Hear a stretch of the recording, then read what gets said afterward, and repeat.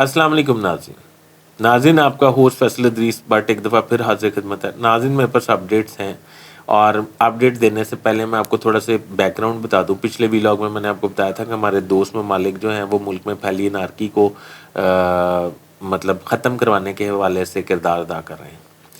ये मैं आपको आज बताऊंगा अपने व्लॉग में कि इस बात की तस्दीक किस तरह हुई है, किसने की है और कौन इस पे काम कर रहा है।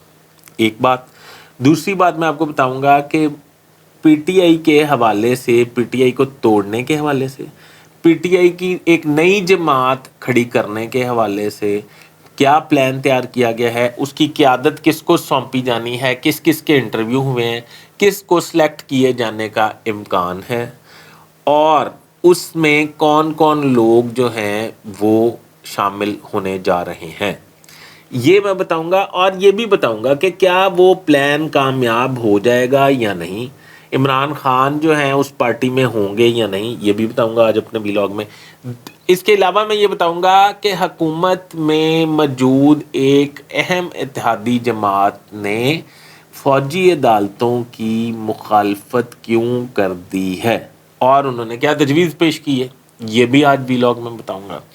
इसके अलावा जो मैं आपको बताने जा रहा हूँ वो आपके जहन में भी ये सवाल होगा। अली जैदी कराची से, ये उनके बारे में कहा जा रहा था कि उनका सॉफ्टवेयर अपडेट हो गया और वो प्रेस कॉन्फ्रेंस में करने आ रहे हैं और प्रेस कॉन्फ्रेंस में करके वो ये कहेंगे कि मैंने तहरीक इंसाफ छोड़ दी, पर उन्होंने कहा मुझे गोली मार दो, मैं तहरीक इंसाफ नहीं छोड़ता।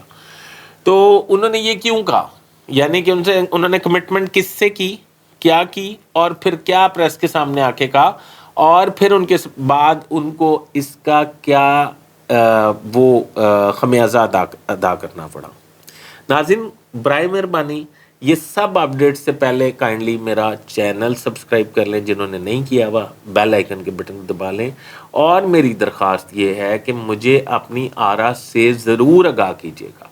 वो आपको इस प्रोग्राम के ख़िलाफ़ आ रहा हो आपकी आरा, या इस प्रोग्राम के हक़ में हो, आपको पसंद आया हो या ना पसंद आया हो, क्योंकि ये मेरे लिए आपकी आरा जो है वो रहनुमाई का दर्जा रखती है। नाज़रीन, तो शुरू करते हैं इससे कि जो मैंने आपको पिछले व्लॉग में बताया था कि गैर मुल्की जो हैं कुव्वतें वो इस वक्त किरदार अदा कर रही हैं तमाम फ़रीक़ैन में आपस में अफ़ाम तफ़हीम कराने के लिए, मुल्क में फैली अनारकी को ख़त्म कराने के वाले से, मुल्की माशी बदहाली को ख़त्म कराने के वाले से। तो इसका सबूत जो है वो ये है कि अता तारड़ साहब हैं, मुस्लिम लीग नून के रहनुमा, वो ट्वीट कर रहे हैं कि सदर doctor Arif Alvi foreign office के इल्म में लाए बगैर या उनकी इजाज़त के बगैर या उनसे राब्ते के बगैर गैर मुल्की सुफरा से मिल रहे हैं। इसका मतलब ये है कि ये जो मैं बात कर रहा था अपने व्लॉग में गैर मुल्की सुफरा, ये वही गैर मुल्की सफ़ीर हैं जो पाकिस्तान में अमन चाहते हैं। और पाकिस्तान में अमन चाहते हैं तो हमें क्या चाहिए, साथ बिस्मिल्लाह जी, अमन करवाना चाहिए। अगर किसी से कंट्रोल नहीं हो रहा तो इसमें गैर मुल्की हमारे दोस्त जो हैं, दोस्त ममालिक जो हैं, अगर चीन इसमें किरदार अदा करना चाहता है, इसमें अमेरिका किरदार अदा करना चाहता है, इसमें सऊदी अरब किरदार अदा करना चाहता है, इसमें तुर्किया किरदार अदा करना चाहता है। तुर्किया तो खैर अभी प्रोसेस में अपने इलेक्शन के, मैं एक मिसाल दे रहा हूँ। इसमें जो भी हमारे दोस्त ममालिक यूएई किरदार अदा करना चाहता है, इसमें रशिया किरदार अदा करना चाहता है, तो हमें इसमें क्या एतराज़ हो सकता है? हमें उन्हें वेलकम करना चाहिए, हमें इस मसले को ख़त्म करना चाहिए। दुनिया में तमाशा बन रहे हैं हम। अच्छा, अब पीटीआई को जो है वो तोड़ फोड़ के एक नई जमात बनाने की कोशिश की जाए। नंबर 1 जो इंटरव्यू दिया है पीटीआई के सरबराह के लिए, जो मीडिया पे खून के आंसू भी रो रहे हैं, उनका नाम है जहांगीर खान तरीन।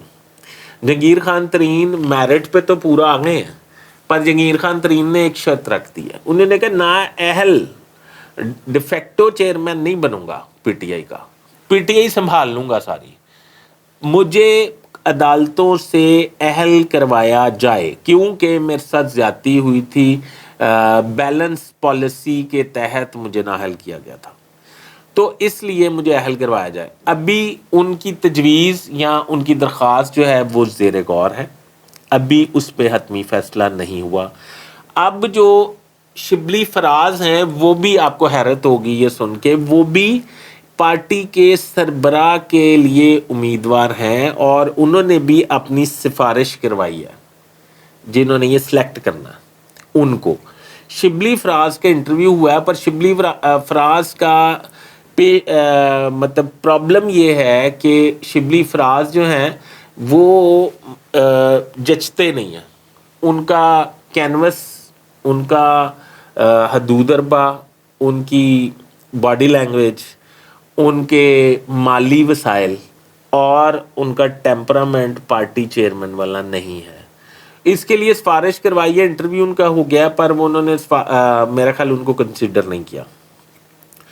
अब जो इस वक्त बिल्कुल लॉबिंग कर रहे हैं और कोशिश कर रहे हैं, और मुझे भी लगता है कि वो हरदल अजीज हो सकते हैं पीटीआई के लिए, उनका नाम है जनाबे वाला चौधरी परवेज लाई। चौधरी परवेज लाई डे फर्स्ट से अपने घर से वीडियो पैगाम तो जारी कर रहे हैं। वो किसी हंगामा, किसी बलवा, किसी इस्टेब्लिशमेंट के ख़िलाफ़ इस्तेमाल नहीं हुए, ना उन्होंने कोई इमलाक को नुकसान पहुँचाया, ना किसी को उकसाया। वो अपने एसी लगा के ड्राइंग रूम में बैठ के वीडियो बयान दूसरे तीसरे दिन जारी कर देते हैं। परवेज़ लाई का इंटरव्यू किया गया है। परवेज़ लाई को पीटीआई के सरबराह के तौर पर कबूल किया जा सकता है, यानी कि ये जितने उम्मीदवार हैं इनमें हो सकता है कि अगर जंगीर तरीन की बात मानी जाए, जंगीर तरीन की, तो वो एक लंबा प्रोसेस है। उनको अदालत में ले जाना और वहाँ से बेंच बनवाना और बड़ा लंबा प्रोसेस है। अब ये ना पूछिएगा कि वो बेंच कैसे बनेगा और अदालत में कैसे जाएंगे, ये सब आपको पता है, आप भी पाकिस्तानी हैं मेरी तरह। अच्छा, वो जो है हमें सब पता है इधर क्या होता है। अच्छा, दूसरी बात ये है कि परवेज़ लाई जो है उनको मेरा ख्याल उनके हक में ये जो है ना फैसला हो जाएगा। अगर परवेज़ लाई के हक में फैसला हो जाता है तो इमरान खान को नाअहल कर देने का प्लान है। अच्छा, अब ये प्लान है जो प्लान बी है, ये मेरी तजवीज़ से मुराद ये कि मैं ये बात मानने के लिए तैयार नहीं। मैंने आपको कल भी कहा था कि कल जब सब यूट्यूबर और सब मीडिया, मेन स्ट्रीम मीडिया कह रहा था कि बस ऑपरेशन होने लगा है, फ़ौज पहुंच गई है, रेंजर पहुंच गया, यूं इमरान खान को पकड़ लिया, बंद कर दिया। अच्छा, कुछ ऐसे भी हमारे दोस्त हैं वो कह रहे थे कि इमरान खान सब फरार हो गए। मैं ऐसी बातें नहीं करता, मैं हकीकत के करीब बात करता हूँ और हकीकत पर मबनी बात करता हूँ। मेरे पास इंफॉर्मेशन ना हो, मेरे दोस्तों ने मुझे पूछा कि आपने पीछे 2-3 दिन 4 दिन वीलॉग नहीं किया, मैं कहा मेरे पास इंफॉर्मेशन नहीं थी। तजिया तो आम बात है जी, कोई भी कर लेता है, तजिया करना कोई चीज़ नहीं है। इंफॉर्मेशन आप तक पहुँचाना मेरा फ़र्ज़ है, फैसला आपने करना, ताकि आपको इस मुश्किल हालात में ये तो पता चल रहा हो कि क्या हो रहा है और क्या नहीं हो रहा, और ऊँट किस करवट बैठने वाला। अच्छा, अब मैं इससे मुत्तफिक नहीं हूँ। मेरा मौक़िफ़ क्या है, मेरी इंफॉर्मेशन ये है कि तहरीके इंसाफ जो है वो अगर टूटेगी भी, मतलब चंद लोग टूट जाएंगे, मतलब कुछ लोग चले जाएंगे तहरीके इंसाफ छोड़ के, मुझे इसमें कोई इतराज़ नहीं है। नहीं, इतराज़ से मुराद कि मुझे इसमें कोई खलल नहीं है दिमाग में कि तहरीके इंसाफ के बड़े कमिटेड लोग हैं और वो नहीं जाएंगे, वो चले जाएंगे। इमरान खान जो है उसके बगैर तहरीके इंसाफ जो है वो बिल्कुल ज़ीरो है। इमरान खान के बगैर तहरीके इंसाफ चल ही नहीं सकती। हाँ, कोई और किंग पार्टी नाम रख लें तो बस वो चल जाएगा, उसके परवेज़ लाई जो हैं वो सरबराह हो जाएंगे। पर मेरा ये मौक़िफ़ है कि इमरान खान तहरीके इंसाफ और इमरान खान एक दूसरे के लिए लाज़िमुल मज़लूम है, और इमरान खान के बगैर तहरीके इंसाफ नहीं चल सकती। एक दूसरी बात मैं आपको बताने वाला था कि पीपल्स पार्टी वो जमात है जिसने सलामती कौंसिल की मीटिंग में फ़ौजी अदालतों के क़याम की सख्त मुखालफत कर दी। जी हाँ, बिलावल भुट्टो ज़रदारी ने अपनी तकरीर में ये कहा सलामती कौंसिल के इजलास में, जिसमें वज़ीर आज़म भी थे, मुसल्लह फ़ौज के सरबराहान भी थे और वज़रा भी थे, और तमाम सलामती कौंसिल के मेंबरान मौजूद थे। उन्होंने ये कहा कि मैं ये समझता हूँ कि सलामती कौंसिल के मैं ये समझता हूँ कि फ़ौजी अदालतों के क़याम की बिल्कुल मुल्क में ज़रूरत नहीं है। 245 एक्ट के तहत जो मुकदमात हैं वो चलाए जाए आम अदालतों में, और आम अदालतों में जब उनको गुनाहगार लिखा जाएगा तो आम अदालतें उन्हें कैसे रिलीफ देंगी। जबकि दूसरे लोगों का मौक़िफ़ ये था कि अदालतें पीटीआई के लोगों को रिलीफ दे रही हैं, पर बिलावल भुट्टो ने इस पर भी इख्तलाफ किया और ये कहा कि फ़ौजी अदालतों के क़याम की ज़रूरत नहीं है। इसमें मैं आपको पीछे भी थोड़ा ले जाता हूँ, थोड़ा पीछे चले जाएँ। آپ کو پتا ہے فضل الرحمان صاحب نے جو دھرنا دیا تھا سپریم کورٹ کے باہر، وہ دھرنا تا دم استعفی تک جاری رہنا تھا. یہ اناؤنس کیا تھا پی ڈی ایم نے. اس میں پی ایم ایل این بھی تھی، پیپلز پارٹی بھی تھی، سارے اتحادی تھے، مطلب جتنے لوگ تھے، اور فضل الرحمان بھی تھے. یہ دھرنا کیوں ختم ہوا ہے آپ کو پتا؟ یہ دھرنا ختم اس وجہ سے ہوا ہے کہ پیپلز پارٹی بیک فٹ پہ چلی گئی تھی. پیپلز پارٹی نے پی ڈی ایم کو، وہ حکومتی جماعت تھی اور وہ شامل ہوئی تھی، اس نے یہ دھمکی دے دی تھی کہ اگر آپ نے دھرنا ختم نہ کیا تو ہم حکومت سے علیحدہ ہو جائیں گے. اب یہ ایک علیحدہ سٹوری ہے کہ وہ دھرنا، پیپلز پارٹی جو ہے وہ دھرنے سے علیحدہ دھرنا ختم کیوں کرانا چاہتی تھی، یہ میں اپنے کسی اور ویلاگ میں آپ کو بتاؤں گا.